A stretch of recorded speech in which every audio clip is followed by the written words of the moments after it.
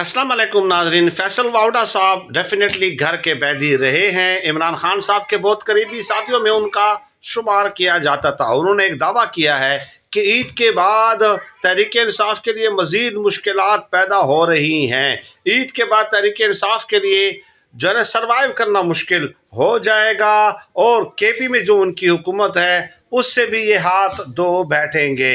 ये दावा किया है फैसल वाडा ने और साथ ही कहा है कि तहरीक इंसाफ ज़मीन पे नहीं आसमान पे हुकूमत बना सकती है, ज़मीन पे उनके लिए कोई गुंजाइश नहीं है। चुनाचे जनाब गुजारिश ये है कि यही फैसल वाउडा साहब थे जो कह रहे थे कि इमरान खान साहब को टिकट लेने वाला कोई रहनुमा नहीं मिलेगा, क्लीन स्वीप हो जाएगा, इनका नाम और निशान मिट जाएगा सियासत से।